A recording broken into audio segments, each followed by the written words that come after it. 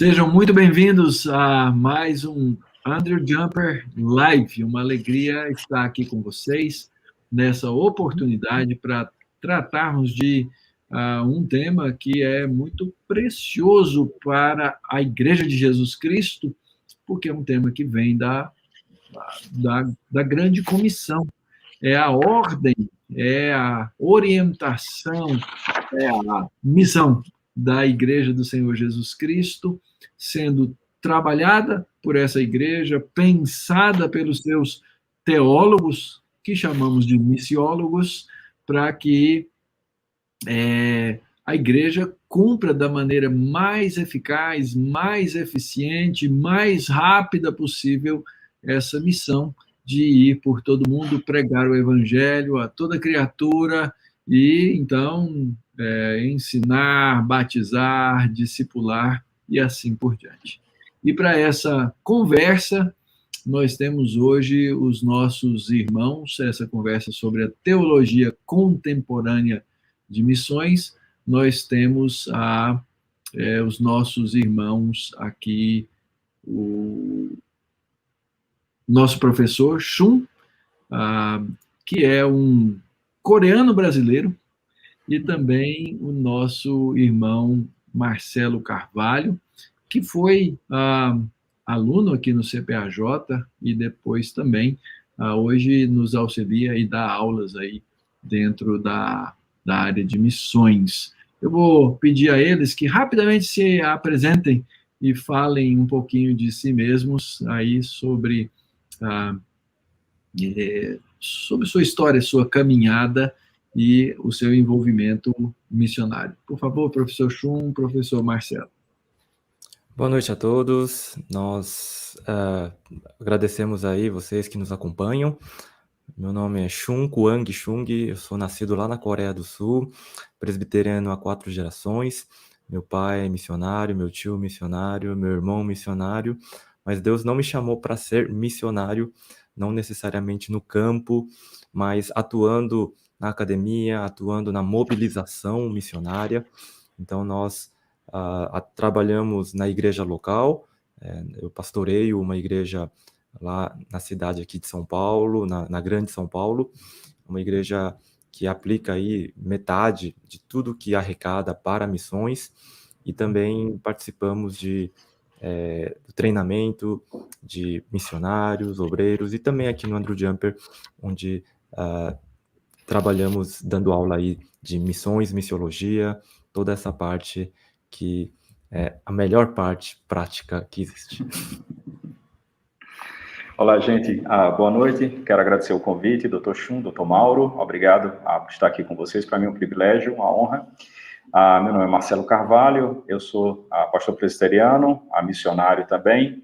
E como Shun também, né, de várias gerações, eu sou 5ª geração alcançada por missionários americanos, especialmente um conhecido aí dentro da história da IPB, que é o Cassius Bixler. E tive o privilégio, né, de ser abençoado pela vida dele através do meu tataravô. E, obviamente, na minha família, meu pai é pastor, tenho um irmão pastor, tios pastores também.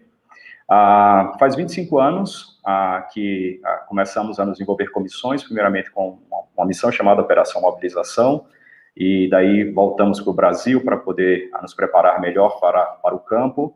E estivemos 18 anos ali na Amazônia, trabalhando entre indígenas, na região chamada, ou conhecida como Cabeça do Cachorro. Inclusive, o Shun esteve lá recentemente, esses dias, visitando lá a cidade de São Gabriel da Cachoeira. E aí, por questões de saúde, obviamente, direção de Deus, nós tivemos que mudar de lá, sair para que minha esposa pudesse ter alguns cuidados. De sorte que hoje eu moro em Brasília há pouco mais de 6 meses, 7 meses, e aqui nós atuamos na área de treinamento missionário, e também dou aulas no seminário tanto de Brasília como no seminário de Manaus. Mas o carro-chefe do nosso ministério é treinamento missionário e a parte de consultoria antropológica e da área de plantio de igrejas também, especialmente o foco inicial do processo de plantio. A gente atua com 2 equipes atualmente. É isso. Muito bom, que bom. E Marcelo, ele tem uma família bem singular. Marcelo, fala aí da sua família, dos seus filhos. Pois é. Então, aí a gente sempre diz, né, que a gente saiu da aldeia, mas a aldeia não saiu da gente, né? Então, na nossa família, nós temos 3 crianças indígenas adotadas. O primogênito, eles são da etnia Baniwa, o primogênito tem 5 anos, porque ele chegou primeiro, depois o do meio tem 12 anos, e a mais velha, que na verdade é a caçula, tem 13 anos. Os 3 são indígenas, sendo que desses 3, o do meio é o mais indígena de todos, né? Então, assim, até hoje a gente tem que tratar alguns assuntos de comunicação em casa, porque ele prefere verbos do que substantivos, né? Então, ele acha que um verbo define absolutamente toda a ideia. E eu sempre falo para ele, olha, meu filho, os brancos, os não indígenas, eles são um pouquinho burros, né? Porque a gente precisa do verbo, do substantivo, adjetivo ao máximo, e vocês só diz um verbo e já está tudo resolvido. Não dá. Então, você tem que falar tudo. Então, assim, faz 5 anos que a gente está trabalhando isso com ele e não mudou, né?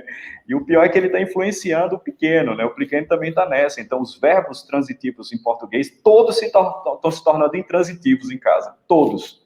Todos, né? Então, assim, está uma loucura. Então, assim, de sorte que Deus nos deu o privilégio de termos 3 filhos indígenas adotados. Muito bom. Então, sem complemento, é isso aí. Muito bem, muito bom. Bom que vocês nos assistem aqui nessa hora, que saibam mais a respeito da vida, né, e do ministério dos nossos professores e do envolvimento, né, de cada um deles. E enquanto o pessoal vai chegando, vou fazer aqui alguns pedidos importantes para vocês. Nessa live, por favor, não se esqueça de se inscrever no nosso canal, não deixe de clicar o sininho para ser lembrado, seja das lives, seja das nossas devocionais do Andrew Jumper, às quartas-feiras.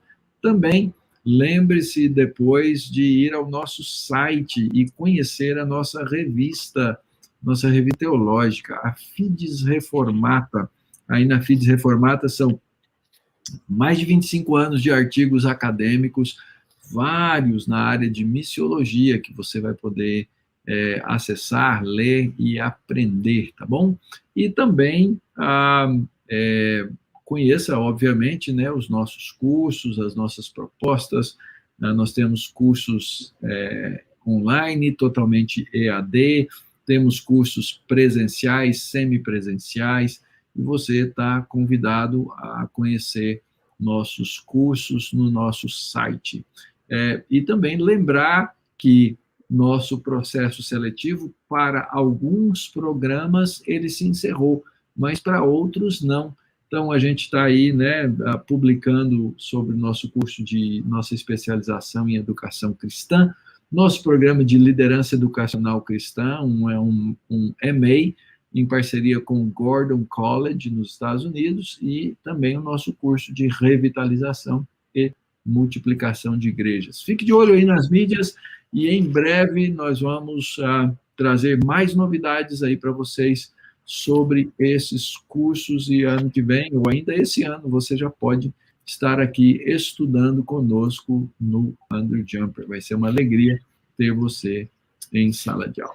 Muito bom, sem maiores delongas, então, vamos caminhar aqui para o nosso assunto, para o nosso tema de hoje, que é a missiologia. Então, a pergunta básica, fundamental é: o que estuda a missiologia? O que é missiologia? A palavra está com os doutos. A missiologia, ela trabalha a missão da igreja. Ela, como campo de estudo, ela surge principalmente assim de forma mais formal no século XIX, mas lá em 1600 você já tinha o primeiro missiólogo, que poucos conhecem aqui no Brasil. É um holandês chamado Gisbertus Voetius, que lá atrás, quando a Holanda começava o seu trabalho de expansão missionária pelas colônias, esse teólogo se preocupou profundamente em estabelecer ali a estratégia de plantação de igreja nas colônias, e muito do que se fez aqui no Brasil holandês, no Nordeste, é fruto da reflexão missiológica desse teólogo, que se interessava tanto pela colônia aqui no Brasil e pelo trabalho missionário, que não só estava ali envolvido diretamente, como muitos documentos foram parar lá, né, na Universidade de Utrecht, né, onde ele era o reitor, e ele pode ser considerado, de fato, o pai da missiologia como campo de estudo. A partir do século XIX, o estudo da teologia, ela é dividida em, basicamente, aí, 3 grandes áreas, né? Então, nós temos a teologia sistemática, histórica, aí temos a teologia bíblica e a teologia pastoral ou teologia prática, e a missiologia, então, junto com aconselhamento, pregação, acaba entrando aí dentro da teologia pastoral. E é assim que a nossa escola também no Andrew Jumper segue esse padrão, os nossos seminários também seguem esse padrão, mas como um estudo formal das estratégias, do que a Bíblia fala sobre o trabalho de expansão da igreja, as reflexões históricas que a missiologia também trabalha. Então, nós temos dentro da missiologia 4 grandes áreas. Primeira seria a teologia bíblica da missão, a segunda, a história das missões. A terceira é a parte cultural, que envolve contextualização, antropologia. E a quarta e última área seria a de estratégia, que sendo ali a principal, a de plantação de igrejas. É interessante ouvir o Shun falando sobre isso. Obviamente, é importante que a gente tenha na nossa mente de que quando a igreja ela começa a se expandir, e lá ainda bem antigamente, talvez uns 4 séculos atrás, e ela começa a encontrar com culturas distintas, o grande problema, então, por exemplo, quando a igreja chegou no que hoje que a gente conhece como a região anglo-saxônica, e que os povos não se convertiam, o ponto era, mas qual é a razão deles não se converterem? Né? Um dos pontos tinha a ver com a sua cultura, e aí, obviamente, a igreja precisou rever e retomar alguns assuntos, ou observar alguns aspectos do trabalho da igreja, no caso da expansão, exatamente para ver o que é que estava acontecendo. Então, assim, a missiologia, ela surge por uma demanda, né? Então, assim, ela é essencialmente prática, né? Ela surge exatamente porque a igreja não conseguia efetivar o seu trabalho de comunicação do evangelho ali. É interessante, ainda no século VI, o Papa Gregório Grande, ele tem uma dificuldade muito grande de ver o trabalho seguindo, e eu lembro que uma das suas cartas que ele manda para alguns dos seus obreiros, né, da igreja, é exatamente para que ele pudesse lidar com a realidade ali, de que aqueles povos não se convertiam de hipótese alguma, né, e uma tentativa de adaptar o evangelho àquela realidade, obviamente de uma maneira equivocada, com algumas dificuldades, mas já uma preocupação ali por conta da realidade que acontecia com alguns povos que estavam sendo alcançados, mas que estavam tendo extrema dificuldade. Então, quando a gente pensa em missiologia, a gente tem que lembrar exatamente desse aspecto prático, né? Uma área do conhecimento que estuda, obviamente, a missão, mas que surgiu por uma demanda, né? Porque a igreja precisava organizar melhor. Então, como o Shun bem falou, as áreas como teologia bíblica, estratégia, a parte de contextualização, a de cultura, então, ela mexe com tudo isso. Eu gosto de dizer que uma das coisas que mais nos chama a atenção, e aí de experiência prática no campo missionário, é que quando nós chegamos no campo missionário, a gente tinha, obviamente, uma formação muito boa com os grandes eixos, né, da teologia sistemática, teologia exegética, histórica, etc.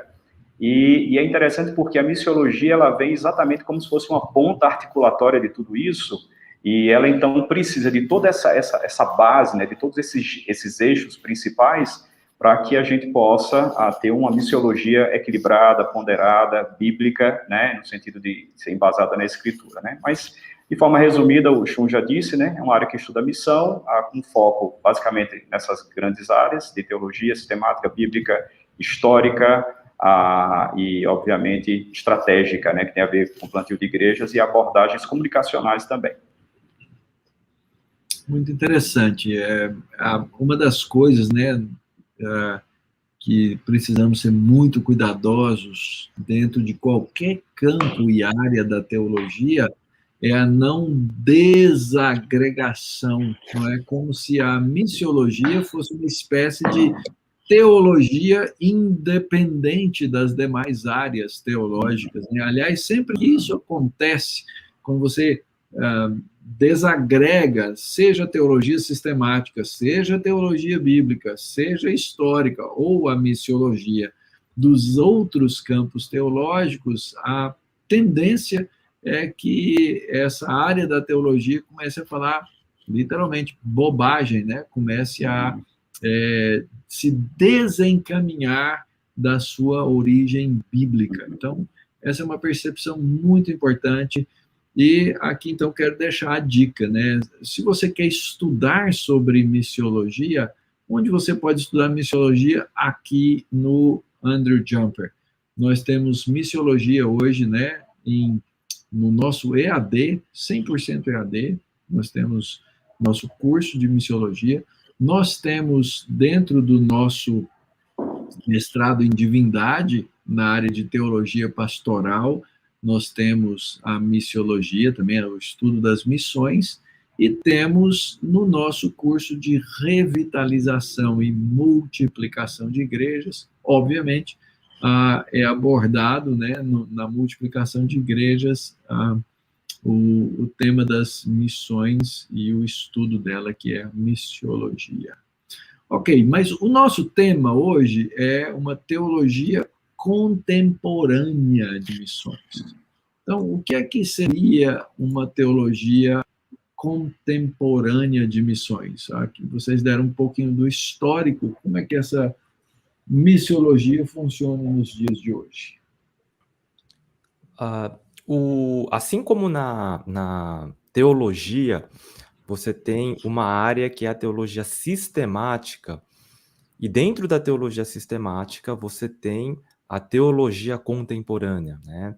Os teólogos do século XX, XXI, alguns até do século XIX, mas mais no século XX, esse seria o foco.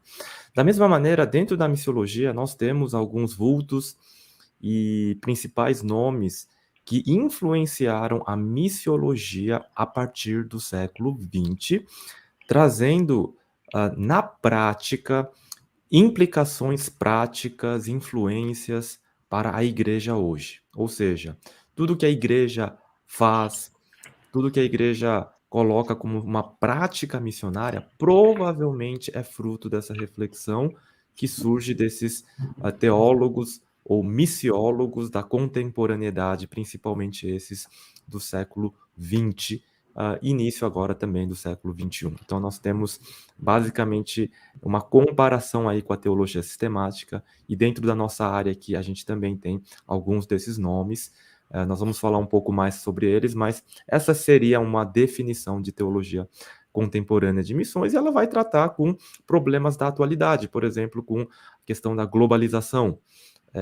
Problema quando ocorre lá o 11 de setembro, um evento assim que foi marcante para os tempos recentes, e o que isso traz de implicação para a prática missionária, já que agora o missionário não tem tão livre acesso às nações, o visto fica mais complicado, mas não é apenas uma questão de prática, uma reflexão, então vamos pensar em outras maneiras apenas, mas ela tem a ver com a própria essência do que é missão. Então, esses missiólogos trabalham e acabam, às vezes, redefinindo até mesmo o que é missão a partir, então, dessa reflexão contemporânea e de eventos que ocorrem aí em tempos mais recentes. A questão racial, né, com o Martin Luther King, todas essas questões acabam entrando na discussão do que seria a missão, e seja isso negativo ou positivo, nós temos aí diante de nós essa área de estudo dentro da missiologia. É interessante, aí seguindo a sua linha, Shun, a respeito da teologia contemporânea de missões, é como se a teologia contemporânea de missões fosse uma porta aberta para exatamente esses movimentos que têm acontecido, sejam por conta de uma catástrofe, por conta de uma pandemia, como a gente está vivendo. Mas é interessante, por exemplo, aí só para refrescar um pouco a memória, quando a Escola de Sociologia de Frankfurt ela começa a redefinir o marxismo, a própria igreja e, obviamente, o movimento missionário começa a absorver tudo que essa escola sociológica, né, no que diz respeito à gestão terapêutica, e aí uma super ênfase, né, nos grupos minoritários, e aí a gente vê uma certa mudança dentro da teologia de missões, onde os grupos étnicos, os grupos minoritários têm a primazia, né? E é interessante porque a igreja brasileira, inclusive, ela absorveu de tal forma isso que, por exemplo, hoje é muito mais palatável para a igreja enviar um indígena, um nativo para um outro grupo, né, de grupo minoritário, do que propriamente uma pessoa que não é daquela etnia, né, ou daquele grupo, né, minoritário, né.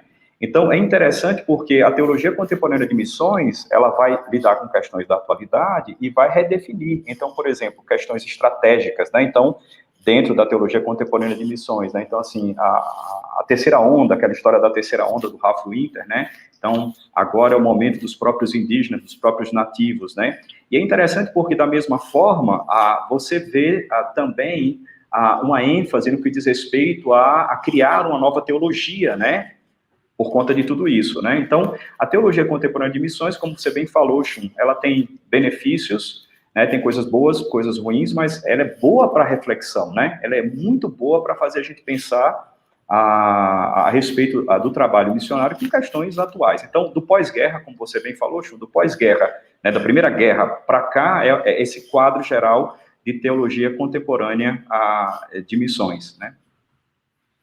Muito bom. E o que leva a uma reflexão, né, colegas, a respeito do papel da teologia, seja em qual campo for. Porque muitas vezes a ideia que nós temos é que a teologia é uma matéria acabada, que a teologia é algo finalizado. Eu tenho confissões, eu tenho os antigos livros, ali está tudo que eu preciso, quando, na verdade, tudo que eu preciso encontra-se na Escritura, encontra-se na Palavra de Deus. Agora, cada geração precisa traduzir esses princípios fundamentais, sólidos e imutáveis da Palavra de Deus para a sua geração e aplicá-los, né? Então, eu sou professor de teologia bíblica, né? E eu fico impressionado como que uma disciplina que aí já tem a sua história, né? Como todo dia existe conceito a ser aprendido, ideia a ser absorvida, né? E dentro do campo das missões também. Acho que foi em 2019, eu visitei um campo de refugiados dentro da cidade de Jacarta, uma metrópole com mais de 30 milhões de habitantes, um campo de refugiados. E um conhecido nosso, ele resolveu adotar aquele campo de refugiados e pregar o evangelho ali dentro. Mas a diferença da mensagem de esperança que você tem que dar para aquele pessoal é diferente, porque são pessoas que vivem literalmente no vácuo. No vácuo, elas não têm perspectiva, elas não podem trabalhar, elas não podem crescer, elas estão entre uma coisa e outra que é um nada, né? Como é que você prega o evangelho dentro dessa realidade, né? Como é que você traz esperança para esse pessoal? Isso é matéria da missiologia? Isso é algo que a missiologia estuda? Posso começar aqui, né? Então, a sua pergunta é boa, Mauro, porque o desafio que nós tivemos trabalhando com o grupo indígena é exatamente esse, né? Você tinha algumas questões que faziam parte da cosmovisão e dos pilares, né, daquela cultura, e você precisava comunicar o evangelho, e esses pilares se tornavam, né, e são grandes barreiras comunicacionais, né?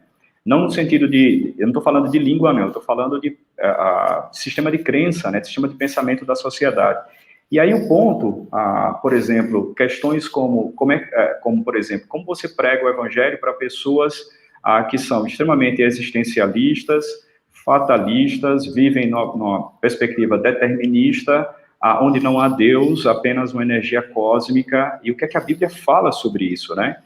Então, assim, a missiologia trata sobre isso, e é interessante porque tem uma área da missiologia, e o Johann Hermann Bavinck, que ele trata bem sobre isso, tem uma parte no seu livro, uma introdução à ciência de missão, que é um livro ainda em inglês, não foi traduzido.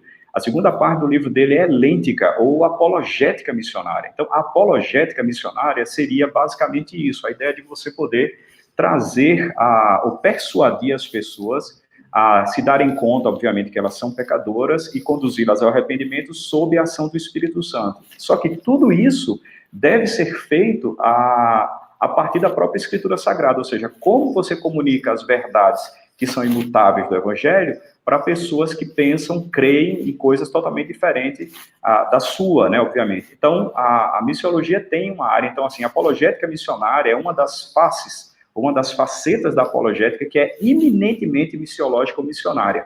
Então, você tem a apologética tradicional, que a gente conhece, você tem a questão da apologética no sentido de você ajudar suas ovelhas, de pastoreá-las e ajudá-las a se preparar, mas uma das facetas, a terceira face dela, é exatamente essa da apologética missionária, que está dentro da missiologia, né? Então, isso é realidade. Então, assim, você precisa estar preparado, e aí eu queria só ressaltar, Mauro, reverendo Mauro, aquilo que você falou, a necessidade de articular os grandes eixos, né?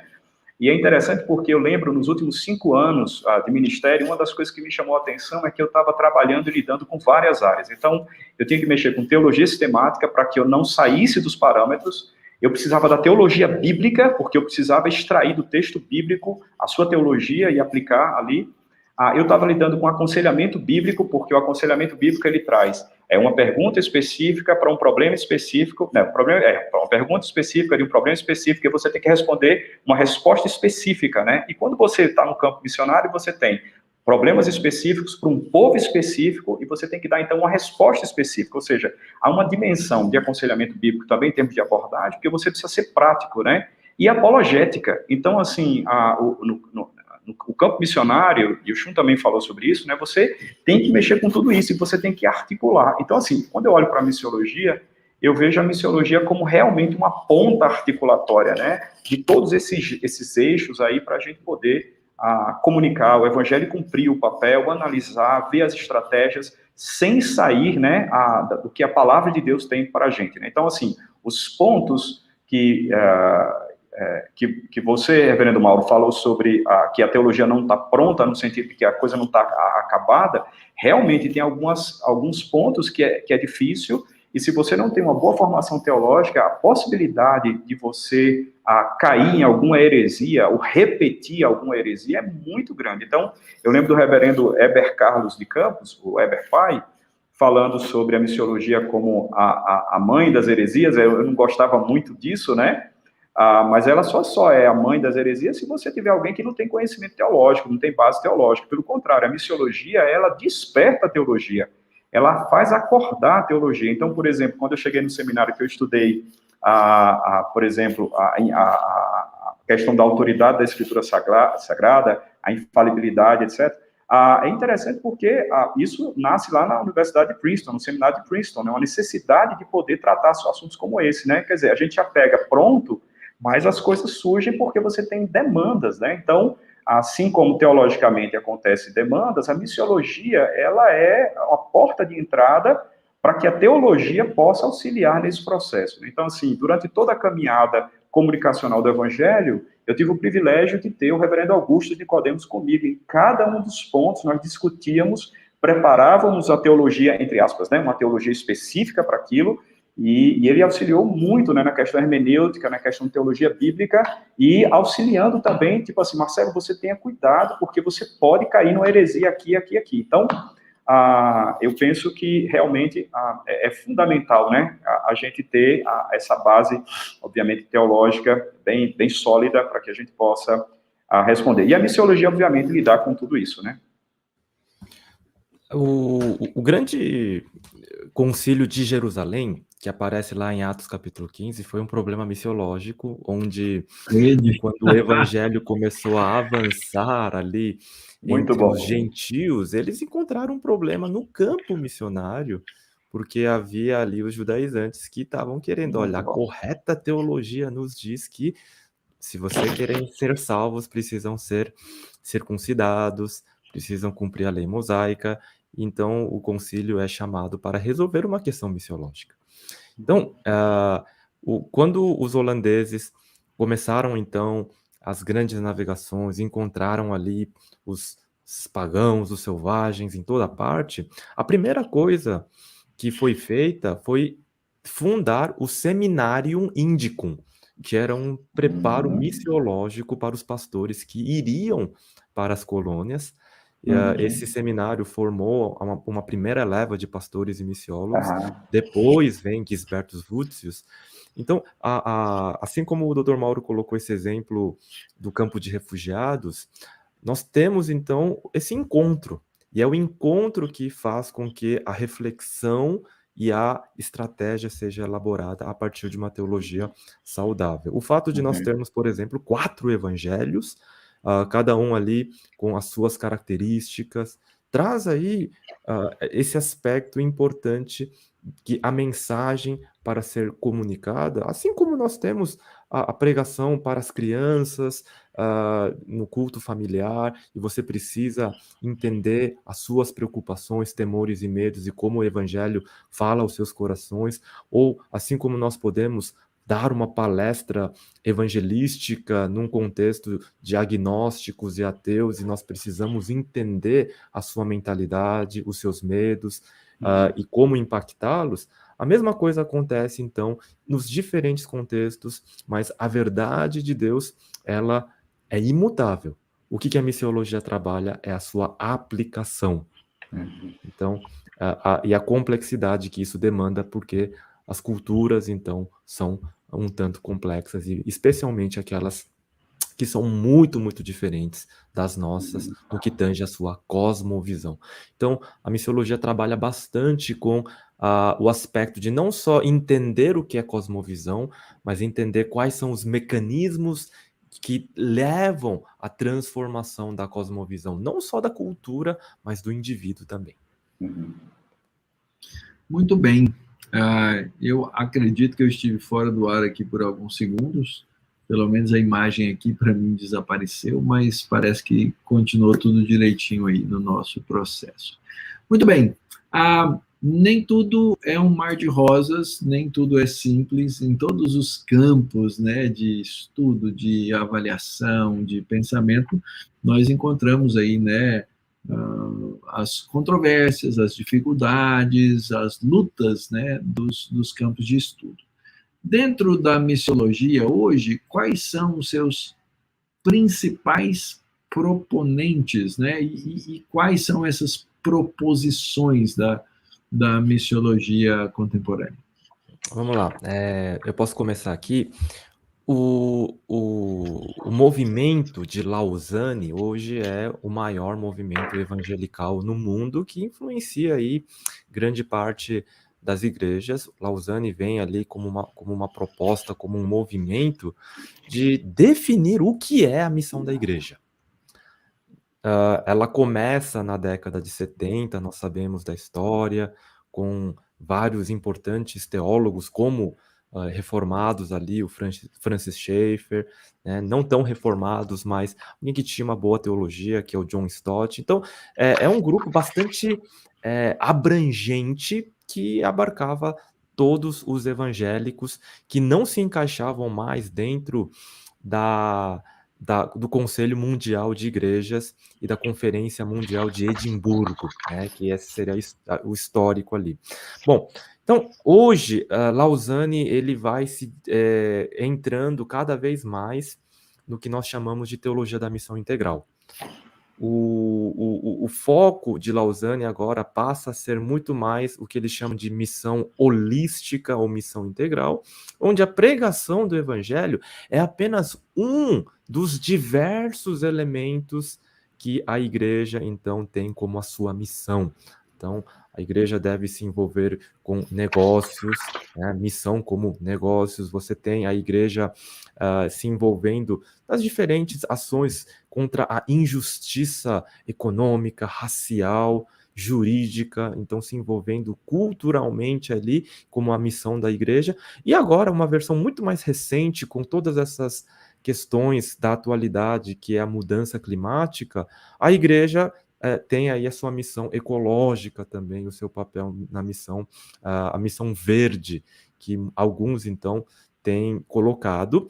E o movimento de Lausanne hoje é esse grande proponente com as suas linhas teológicas, onde eles vão trazendo o tom da conversa.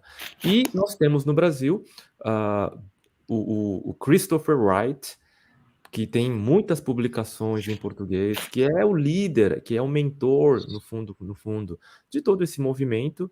O Christopher Wright, ele seria aí o sucessor de John Stott, e ele, então, entra nessa seara bastante abrangente da missão.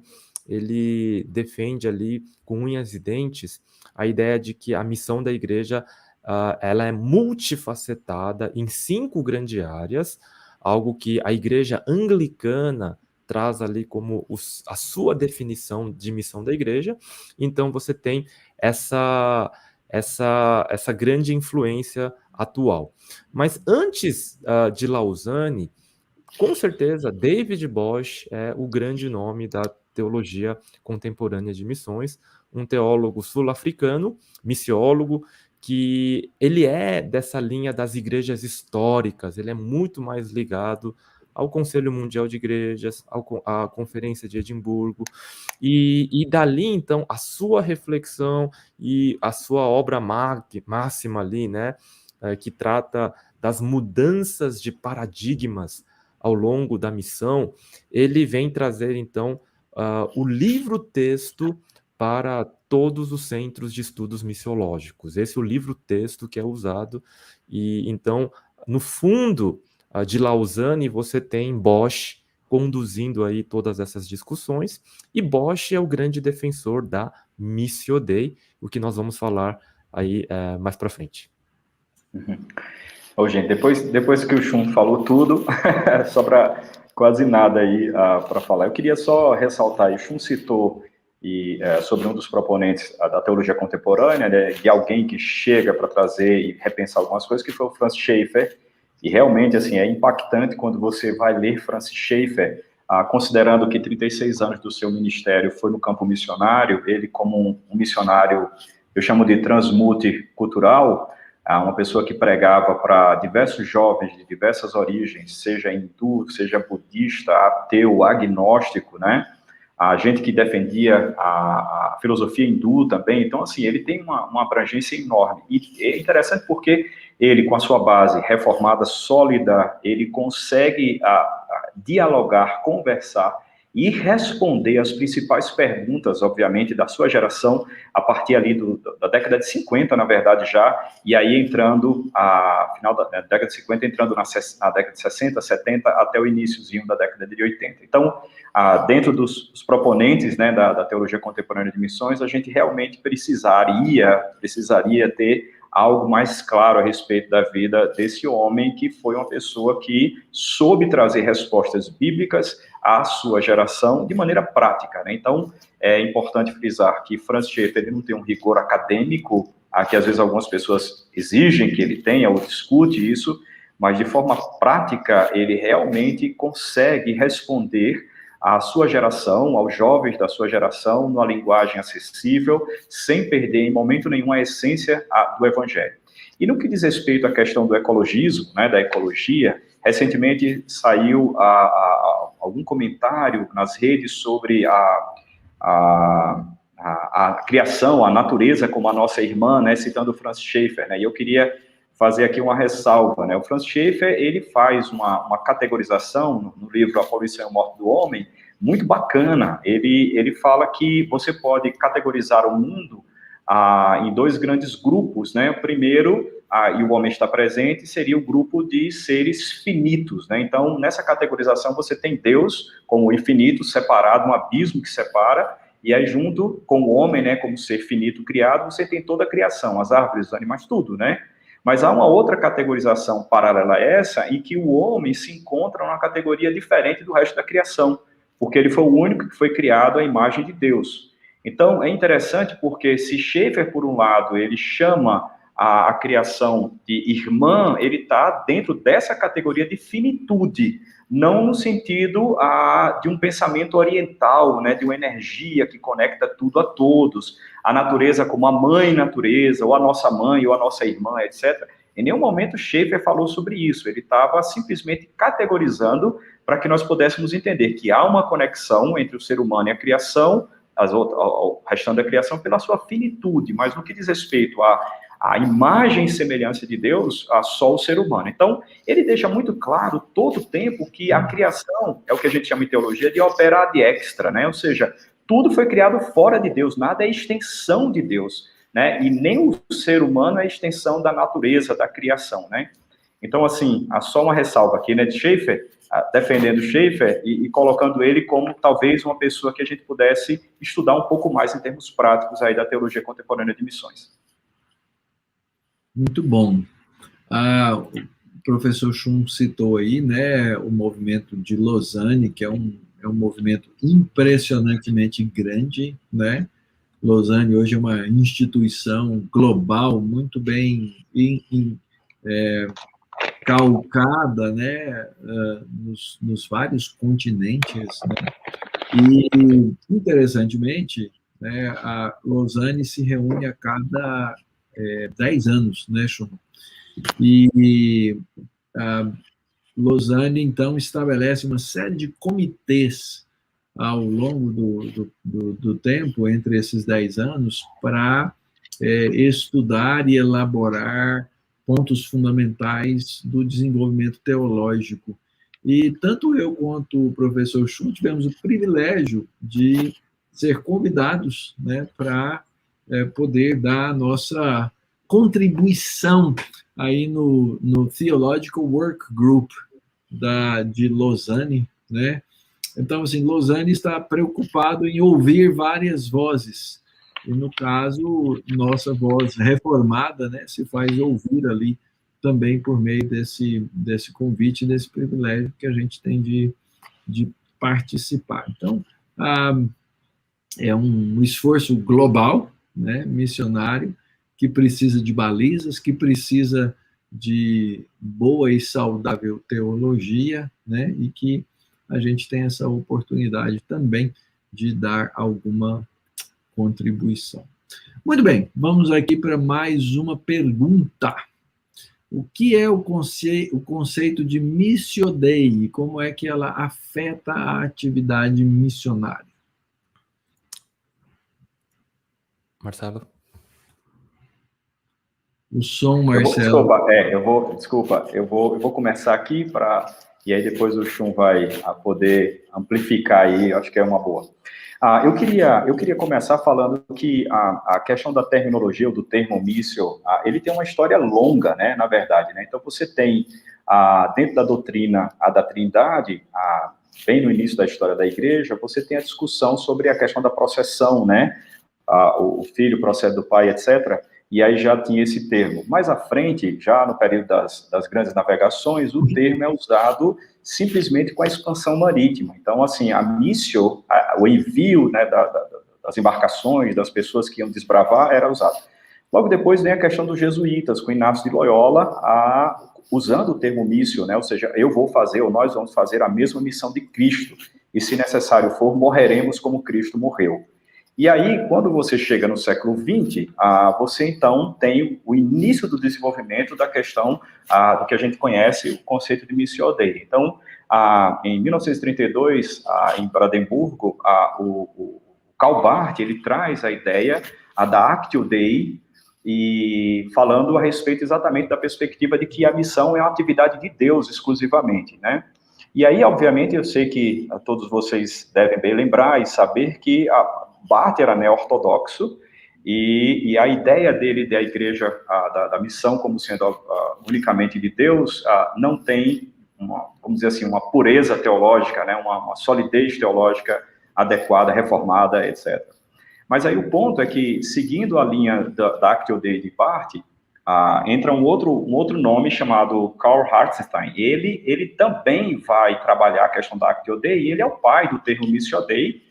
E aí, quando chega em Wheeling, em 1952, naquele Conselho Missionário Internacional, o que acontece ali é que o termo Missio Dei, ele toma uma dimensão absurda, né? E o Georg Weissdom, ele divulga esse nome aí, essa expressão Missio Dei, e ali nasce o conceito de Missio Dei de forma, vamos dizer assim, pública, né? Então, a Missio Dei nada mais é do que a ideia de que a missão ela é exclusivamente de Deus. Deus é o autor, Deus é o proprietário, Deus é o executante, e ela está livre de todo arbítrio humano, né?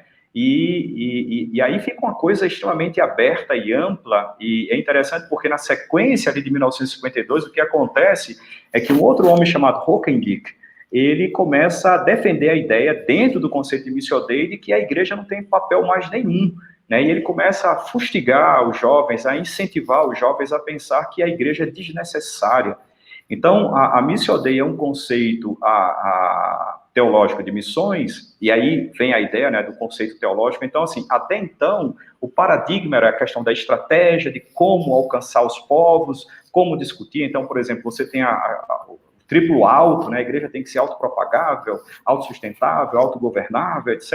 E agora, pela primeira vez, a questão da missiologia começa a ter uma conceituação teológica centrada na pessoa de Deus, né? Teocêntrica e etc.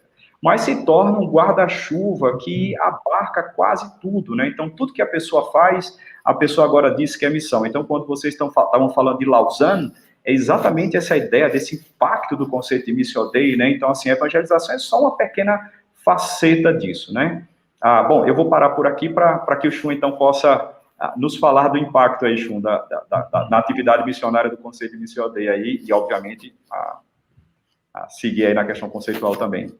Claro, é importante o momento histórico onde surge o conceito de Missio Dei, que é ali pós duas guerras mundiais. Até então, havia essa ideia de que missão conectado, principalmente aos europeus e norte-americanos, tinha a ver com uma questão de superioridade do cristianismo sobre o paganismo, e aí missão quase que se confundia com colonização. E de fato, houve muitos erros, né? O famoso paternalismo aconteceu, onde vocês viam ali o europeu e o norte-americano como só competente para conduzir as grandes discussões importantes, e nós aqui na Ásia, na África e na América Latina éramos apenas pessoas como crianças que precisavam se desenvolver, né? Então existia tudo isso. Então, isso tudo trouxe, então, um enfraquecimento, e quando estourou as duas guerras, aí sim houve uma grande desmoralização dessa ideia de superioridade cultural e superioridade do cristianismo. E então, no momento de crise, no momento onde a igreja, o cristianismo estava completamente desmoralizado, pelo menos as grandes denominações históricas que fizeram ali os seus conluios com poderes políticos e ditatoriais, eles agora precisavam se reinventar. E o termo Missio Dei tira o protagonismo da igreja na prática, e você dilui a ideia de missão como algo, missão de Deus, missão pertence não à igreja, mas a Deus, ou seja, qualquer um pode fazer a missão, não é um papel que a igreja determina que ela é a protagonista. Bom, a princípio parece algo ser muito bonito, e de fato, nós reformados afirmamos sim que a missão é de Deus, porque Deus ele é soberano em tudo que faz, e algo tão importante como missão, claro que pertence a Deus, e é isso que o Gisbertus Fuchsius, lá em 1600, já afirmava, que Deus é soberano na sua missão. Agora, fazer o salto para dizer, como Bosch afirma, que o pai desse conceito moderno de Missio Dei já tinha o seu embrião lá em Gisbertus Fuchsius, aí é um salto absurdo, né, de fé, porque não é isso. O conceito de Missio Dei é um conceito bastante liberal, onde eles colocam a ideia de Deus controlando a missão. Então, até uma ONG como o Greenpeace pode fazer a missão de Deus, até uma entidade que trabalha aqui nas favelas para construir casas populares, na opinião desses teólogos, estaria fazendo a Missio Dei. Então percebam que, na prática, ela afeta profundamente como a missão ela é vista, amplificando o conceito de missões para algo totalmente descaracterizado. Dentro do conceito de Missio Dei, não existe mais evangelismo. Evangelismo é uma pequena ou até mesmo inexistente porção dentro da atividade missionária, porque Deus faz tudo, Deus pode usar ativistas, Deus pode usar ateus até para fazer o bem, para dar um copo de água para o necessitado. Então, se tudo é missão, como já diz lá o famoso Stephen Neill, nada se torna missão. E essa era a grande crítica desse pensador que, quando viu surgindo esse movimento de Missio Dei muito, muito abrangente, ele então faz essa afirmação. Agora, você tem um dos maiores proponentes atuais na missiologia, que afirma que tudo é, de fato, missão, e que a missão precisa ser abrangente. No livro do Christopher Wright, a Missão do Povo de Deus, ele contrapõe justamente a frase de Stephen Neill para dizer que não, tudo é missão, tudo é missão. A igreja não é a única detentora da missão. Não, a igreja sim é a única detentora da missão. A grande comissão é dada para a igreja, somente a igreja pode levar a revelação de Deus, a mensagem salvífica de Jesus Cristo, e o conceito de Missio Dei, como vocês podem ver, é algo muito, muito perigoso, mas ela se infiltrou em todos, não só nos protestantes históricos de linha mais liberal e neo-ortodoxa, mas também no meio evangelical. Então, a filha latino-americana da Missio Dei é a teologia da missão integral, que afirma que você tem, de um lado, o evangelho e do outro lado, a ação social, lado a lado, lados da mesma moeda. E isso, então, afeta profundamente como a Bíblia nos ensina o que significa missão. Ok. Eu acredito, colegas, que isso mostra, né, que todo conceito teológico ele precisa encontrar fundamento na Escritura, lógico, em primeiro lugar, e que há um sentido em que todo o conceito teológico, né, ele pode e termina sofrendo abusos, né?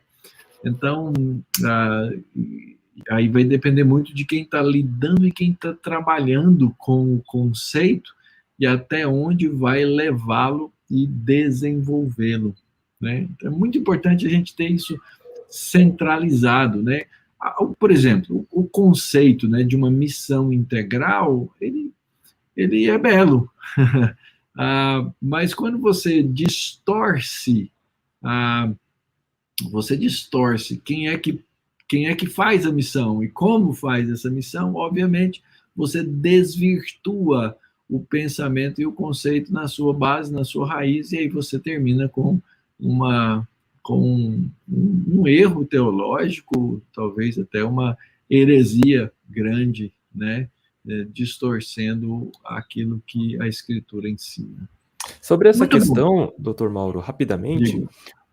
a missão integral, ela nasce ali com todas as boas intenções.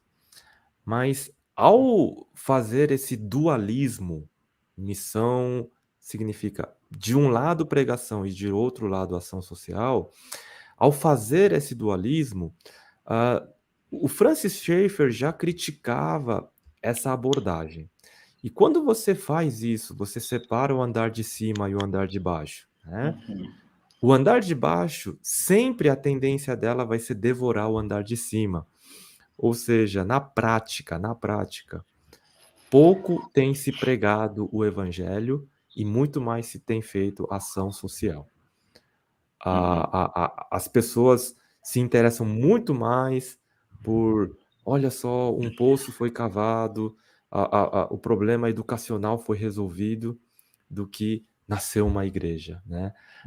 Então, a receptividade, ela acaba sendo diferente, e na prática, cada vez mais a pregação do evangelho tem sido diminuída, a plantação de igrejas tem sido deixada de lado como a principal estratégia, e esses outros elementos têm aí tomado a prerrogativa e o protagonismo em tempos mais recentes.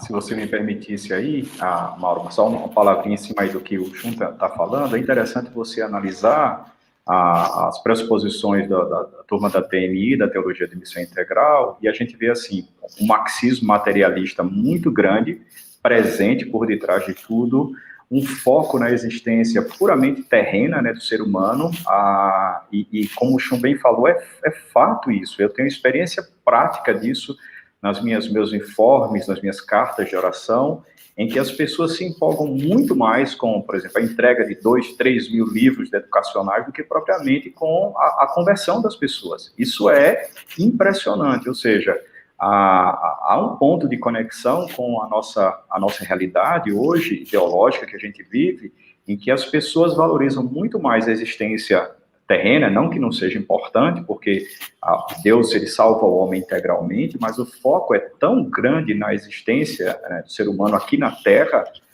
que as pessoas realmente têm mais facilidade de lidar e abordar e aceitar a teologia da missão integral, como ela é, do que propriamente esse foco, obviamente, mais equilibrado, mais focado no Evangelho. Eu lembro, no campo, Ronaldo Lidório, que foi o nosso diretor por muitos anos, o reverendo Ronaldo Lidório, ele fala bem assim, olha, a maioria dos trabalhos que a gente faz, qualquer ONG pode fazer, mas a comunicação do Evangelho é restrito somente a nós. Então, a gente precisa intencionalmente comunicar o Evangelho para essas pessoas, né? Então, é interessante porque o foco da comunicação do Evangelho, obviamente, tem a ver com a relação com Deus Criador, aqui, agora e eternamente, obviamente, né? E você percebe que há uma tendência natural de focar, basicamente, na existência humana terrena, né? Por parte da própria igreja e do trabalho missionário. E eu confesso, é muito mais fácil você conseguir latas de farinha para um indígena do que você comunicar o evangelho para ele. É muito mais fácil. É muito mais fácil você conseguir roupa para ele do que você pregar Jesus Cristo, né, para ele. Então, por várias questões, né? Por várias questões, inclusive questões sociopolíticas. É muito mais fácil, porque você vai ser pressionado, você vai ser chamado pelas instituições governamentais para poder responder a algumas inquisições dele, né? Porque você está em área, por exemplo. E é interessante, né? Porque aí você pode começar a pegar diferentes motos populares, né? Que, tirados de contexto, vão corroborar ideias, né? Então, por exemplo, suas ações falam muito mais alto do que as suas palavras. Tira isso de um contexto específico, e você começa a corroborar isso, né? Pregue o evangelho sempre, se necessário, use palavras, né? Quer dizer, coisas que tem um contexto e que não necessariamente são bíblicas, né? E a gente precisa realmente ficar de olho nessas coisas.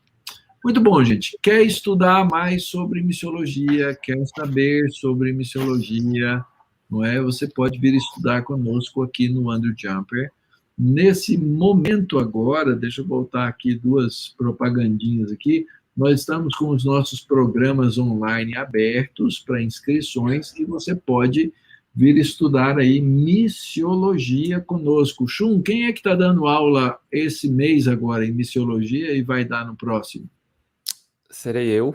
Eu vou dar um módulo chamado Plantação e Revitalização de Igrejas, que é dentro das 4 grandes áreas, a parte estratégica, a estratégia mais importante missionária, que é de estabelecer novas igrejas e de fortalecer igrejas existentes. Nós teremos aí essa semana, e esse módulo eu dou juntamente com o reverendo Ronaldo Lidório, que é um missionário de campo. Ele também vai contribuir nessa matéria, então nós damos essa matéria juntos. A próxima matéria será estratégia missionária também. Então nós temos aí vários missionários no campo dando aula para a gente na parte de EAD. Legal. Marcelo, o que você ensina no nosso curso de missiologia EAD? Eu trabalho na área de antropologia missionária E aí, o Chum falando, né, de plantio de igreja como sendo a parte principal, né, a antropologia missionária é a parte inicial desse processo de plantio de igreja, ou seja, como é que a gente entende o sistema de pensamento de uma pessoa, obviamente a sua cosmovisão, o seu sistema de crença, para que a gente possa, então, comunicar o evangelho com efetividade. Então, assim, a minha disciplina é antropologia missionária, e geralmente eu dou no final do primeiro semestre. Então, se alguém está interessado, se Deus quiser, e aí ingressar, ano que vem a gente se encontra aí no final do primeiro semestre, com a graça de Deus. Muito bom, gente. Então, acesse aí cpaj.mackenzie.br/EAD, conheça os nossos programas e você pode começar a estudar conosco na próxima disciplina aí que vai acontecer agora no mês de setembro, tá bom? Fica o nosso convite aí para você. Nós estamos aqui, obviamente, né, dizendo que dentro da chamada teologia contemporânea existem dificuldades, problemas, lutas. A minha questão, então, é possível falar de uma missiologia reformada? O que os senhores nos dizem a respeito? Assim como nós falamos de teologia reformada, uma missiologia reformada, ela tem como o ponto de partida e a sua centralidade na convicção de que a palavra de Deus, a Bíblia, é a revelação de Deus para nos colocar toda a prática missionária. Então, uma das coisas que o missionário é tentado a fazer é o que na estratégia missionária funciona. O que vai atrair? Então, essa é uma grande tentação. Mas a Bíblia, ela também nos informa a estratégia. Então, uma das áreas importantíssimas no estudo da missiologia é voltarmos para as estratégias missionárias do apóstolo Paulo. O que a Bíblia fala no livro de Atos e nas cartas paulinas de como Paulo abordou o seu trabalho missionário, como ele estabeleceu igrejas, como ele foi treinando ali os jovens cooperadores, Timóteo, Silas, Tito e tantos outros. Seria, então, o diferencial. Por quê?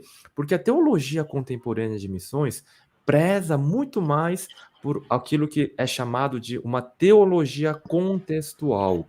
É o contexto que informa a teologia e a missiologia. Mas o nosso diferencial seria, então, uma missiologia que o ponto de partida é a palavra de Deus e ela também nos informa a estratégia. Então, o reverendo Marcelo citou um importante missiólogo reformado que é o Johann Bavinck. Johann Bavinck não é o Hermann Bavinck, o teólogo famoso, ele é o sobrinho missionário do teólogo Hermann Bavinck. E Johann Bavinck representa aí o ápice da missiologia reformada holandesa. É um livro ali do início do século XX, ele com ampla experiência de campo lá na Indonésia e na Ásia, ele vai trabalhar esse conceito de apologética, que ele acha que é chamado de helêntica, né? O reverendo Marcelo está trabalhando nessa linha de pesquisa atualmente, e esse é um exemplo clássico de como a missiologia reformada, ela deve, então, ser uma reflexão a partir da Bíblia, conduzida pela Bíblia, cujas estratégias vêm da Bíblia, e o foco é a helêntica, né? É tocar o coração das pessoas na linguagem, na sua cosmovisão. Então, a missiologia reformada trabalha justamente tenta navegar nesse mar de relativismo, nesse mar de missiologia contextual, o contexto ditando a missiologia, e nesse mar aí onde a antropologia e as ciências sociais tomaram o protagonismo. Então, eu entendo que esses instrumentos são ferramentas importantes para nós analisarmos, fazermos a famosa hermenêutica cultural, mas elas não devem jamais ocupar uma uma posição tão central como tem ocupado hoje em dia na missiologia. É a palavra de Deus, é a teologia, tanto a sistemática como a bíblica, que deve, então, nortear a prática, a reflexão e até mesmo a própria definição do que é missão e o que a igreja deve fazer. É interessante, Exum, obrigado aí, porque a sensação que eu tenho é que você jogou a bola para eu chutar, né? E eu vou chutar a bola que você jogou aí para mim. Quando a gente pensa em termos práticos de uma missiologia reformada, lendo Francis Schaeffer, lendo Johann Hermann Bavinck, o que a gente percebe é que o que Schaeffer fazia era exatamente helêntica, né? O trabalho todo de Schaeffer, e é engraçado porque eu já tentei achar alguma coisa da conexão entre Bavinck, né? Eu chamo de Bavinquinho e Bavincão, entre o Bavinquinho e Schaeffer, eu não encontro, mas a prática toda de Schaeffer é de helêntica, né? Então, realmente, se a gente quiser pegar a parte teórica de teologia reformada, ou, desculpa, de missiologia reformada, a referência é a obra de Bavinck, né, de Johann Hermann Bavinck, que é de 1954, essa obra. E, em termos práticos, a aplicabilidade de todas as pressuposições de Bavinck, eu gosto muito de uma frase que ele fala, eu já deixei aqui separado, eu quero ler, ele diz assim: tato, intuição e clara apreciação das dificuldades envolvidas no trabalho missionário são importantes, mas elas não podem nos mostrar o caminho, A última e decisiva palavra deve ser falada pelas Escrituras. Então é muito bacana a gente ver um homem como Bavinck, o Johann Bavinck. Ele era, como o Shum bem falou, né? Ele foi primeiro pastor na Indonésia, depois foi missionário por 10 anos e vai para a Holanda para se tornar o professor da cadeira de missiologia. E ele traz uma missiologia sólida, reformada. E aí você então pula para Schaeffer e você vê exatamente aquilo que Bavinck se propõe na segunda parte do seu livro, que é Lêntica, Apologética Missionária, Schaeffer conduzindo a todos esses princípios da Lêntica de maneira muito forte. E aí é bonito você ler Bavinck, e chama a atenção de Johann Bavinck, é a questão da sua piedade, né?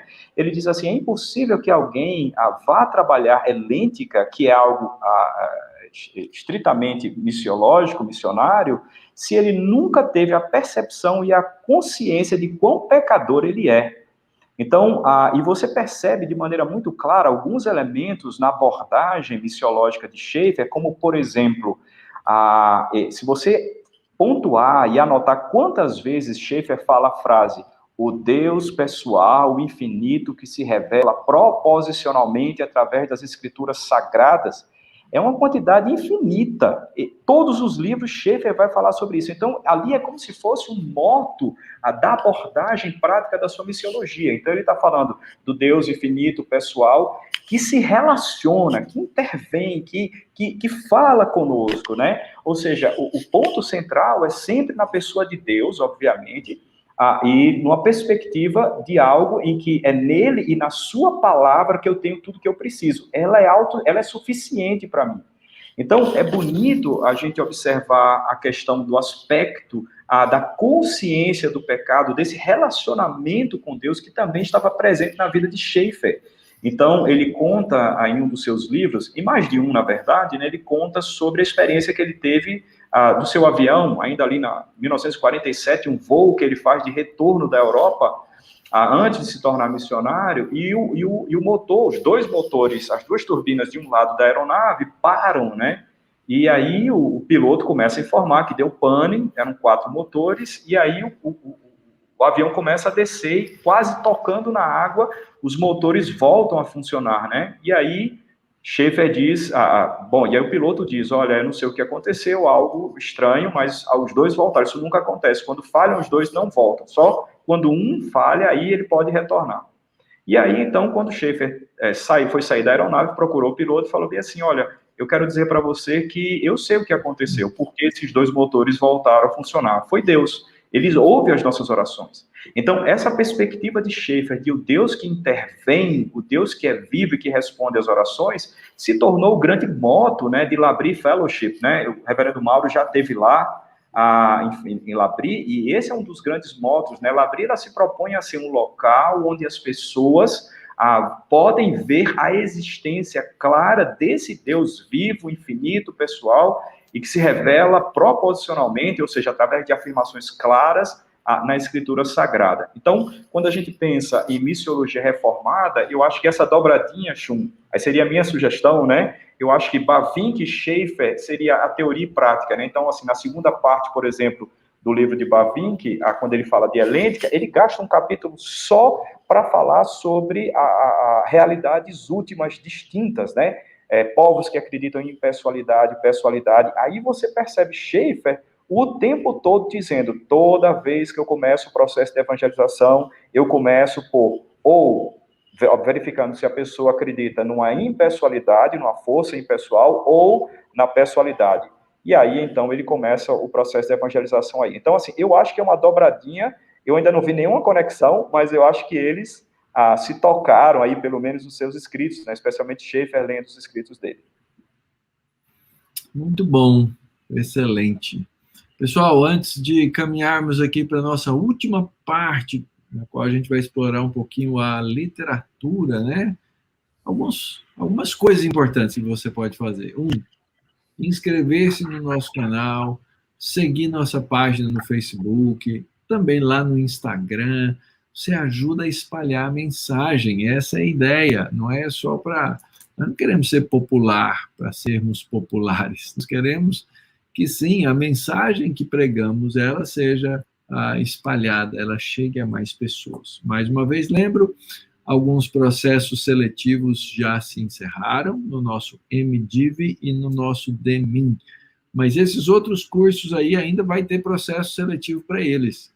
Especialização em educação cristã, 100% online.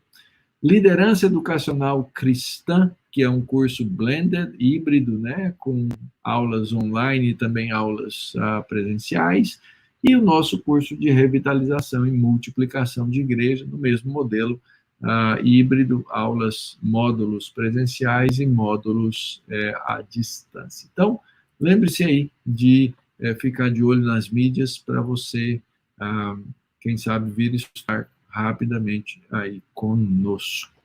Última parte, gente. Vamos lá.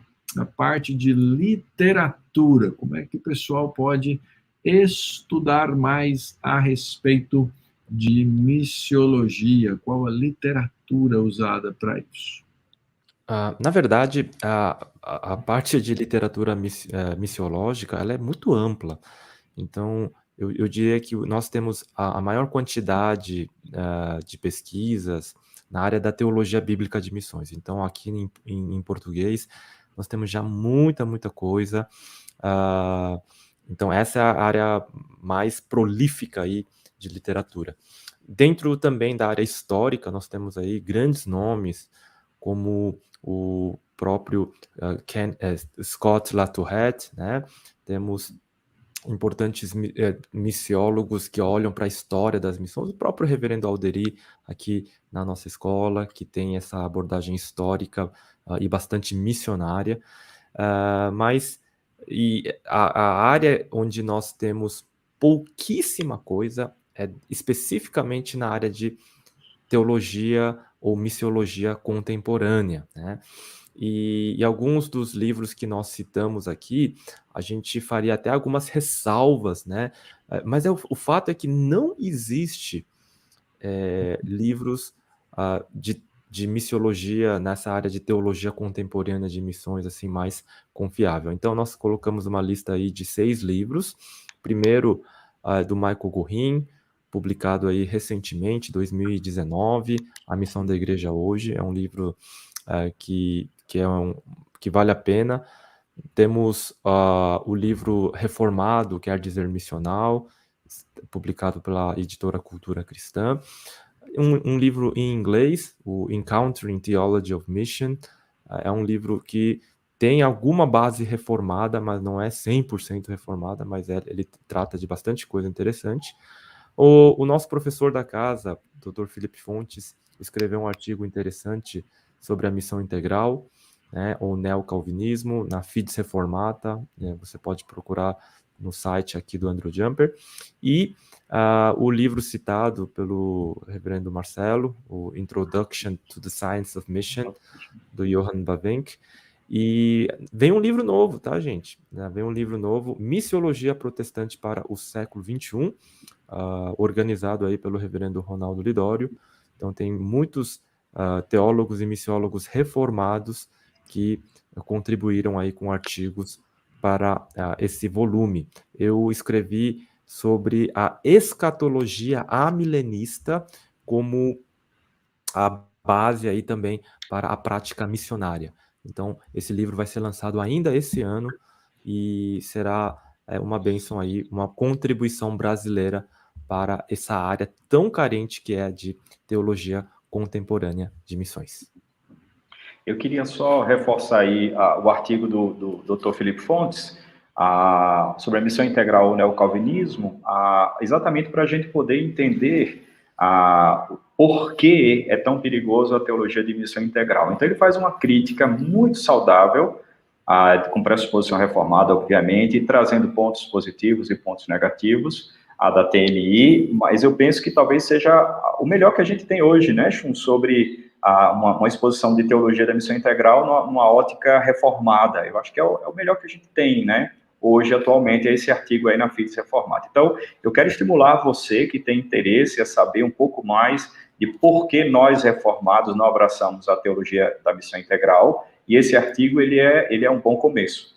Então, eu queria sugerir fortemente esse artigo. Claro, todos os livros que o Chum já falou, o do Bafink, por exemplo, é fundamental, mas pensando em teologia contemporânea de missões, eu acho que é um bom começo aí, se você tiver interesse, além desses 3 livros principais que o Chum citou, né, a Missão da Igreja Hoje do Gorin, o do Logan, reformado quer dizer missional, e o do Greg Ott. Então, é isso. Muito bom. O professor Chum está sendo humilde aí. Ele escreveu um livro dentro do campo da área de missões relacionado a Gênesis, né? Uma exposição aí do... Missão primordial. Missão primordial. Isso. E também a gente indica, tá disponível, Chum, o livro? Sim. O pessoal pode comprar onde? No Amazon. Você pode entrar no Amazon e tem lá. Ainda não tem o livro e-book, né? Ele vai ser lançado ano que vem, mas esse livro é na área mais de teologia bíblica de missões, né? Nosso tema, a gente tentou aqui focar na parte de teologia mais contemporânea. Isso. Muito bem. Eu quero dizer que esse livro é o livro que a gente usa nos seminários aqui de Brasília, é um dos livros textos, né, nosso, né? Seminário de Brasília e Seminário de Manaus também. É muito Jorge, bênção, Deus abençoe, obrigado, viu, pelo seu serviço ao reino. Muito bem, colegas, foi uma alegria conversar com vocês. Por favor, suas últimas palavras aí e despedida do nosso público. Eu queria agradecer a oportunidade de poder pensar, refletir e encorajar todos a nunca abrirem mão de reflexões que levam à missão sem a palavra de Deus. Abandonar a palavra de Deus nas práticas missionárias é um tiro no pé e, infelizmente, muitos, de forma consciente ou até mesmo inconsciente, têm feito isso. Então, essa é a minha oração, para que nós retornemos ao aspecto saudável da missiologia. Precisamos estudar os clássicos, precisamos caminhar em desenvolver algo contemporâneo também, mas sempre dentro dos parâmetros revelados proposicionalmente pelo autor e o Senhor da missão, nosso Deus. Eu queria agradecer também a oportunidade, agradecer o convite, obrigado, Dr. Mauro, Dr. Chum, pelo privilégio que vocês têm me dado, né, de estar aqui com vocês, é uma honra muito grande. O Chum, meu amigo, meu chefe também, né, na EAD, o Dr. Mauro foi meu professor de Teologia Bíblica de Missões, assim que ele voltou para o Brasil, sorte que para mim é uma alegria muito grande estar com o senhor aqui, né, muito legal.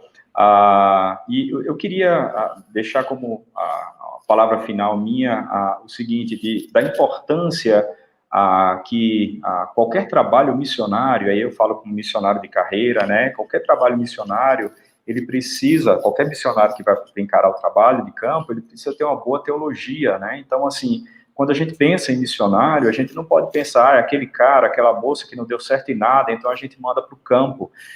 Na verdade, a gente precisa mandar gente bem preparada, porque os desafios no campo, em termos comunicacionais, são absurdos. A necessidade de ter uma boa teologia sistemática, teologia bíblica, e, obviamente, uma boa missiologia, e aí tem a ver com estratégia, etc., é fundamental. Então, assim, eu penso que a gente precisa parar de pensar em campo missionário como sendo um local que é para qualquer um, que qualquer um pode ir, que qualquer um pode se dar bem, se a pessoa não conseguiu nada aqui nas cidades, ela pode ir para o campo.